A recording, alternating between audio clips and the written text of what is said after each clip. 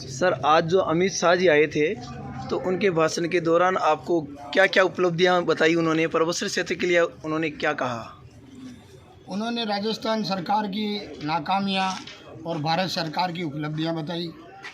परबसर के बारे में, विकास के बारे में उन्होंने कहा कि मान सिंह जी को जिताओ और विकास की गंगा लाओ।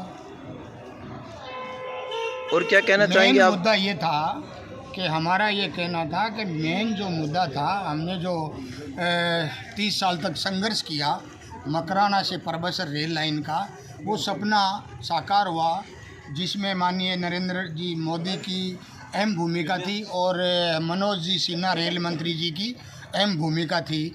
मकराना से परबसर रेल लाइन चालू हो गई, ट्रेन चालू हो गई। उसके बाद में हमने ये माननीय मंत्री जी से, मनोज जी सिन्हा से हमने घोषणा कराई थी। उस समय जब यहाँ परबसर में उद्घाटन किया था रेल का, उस समय घोषणा कराई थी कि परबसर किशनगढ़ तुरंत रेल लाइन डाली जाए और 1-2 साल के अंदर ही नई रेल ट्रेन, जो स्पेशल ट्रेन, वो परबसर से किशनगढ़ चलाई जाए।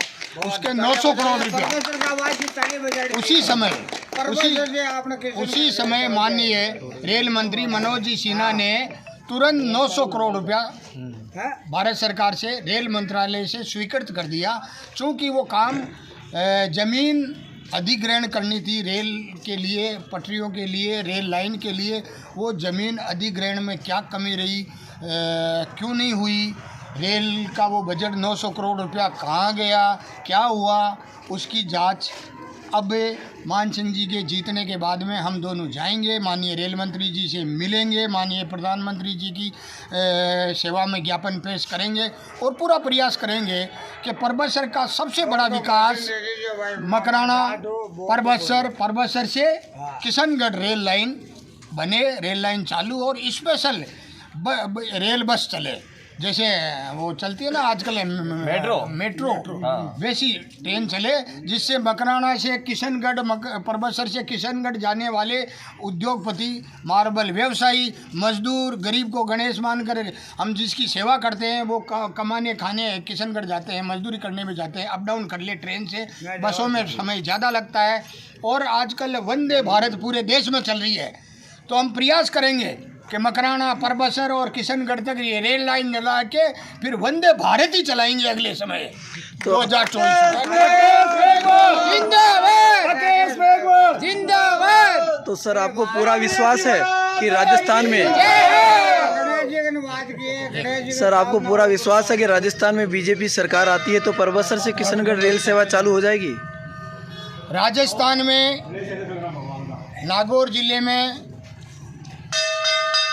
2008 में जब मैंने चुनाव लड़ा, परबसर विधानसभा क्षेत्र की जनता और मतदाता ने मुझे चुना, विधायक चुनकर भेजा। उस समय हमने 10 में से 9 सीटें जीती थी और उसका सीधा जीता जागता सबूत है गांव-गांव, ढाणी-ढाणी, घर-घर तक विकास।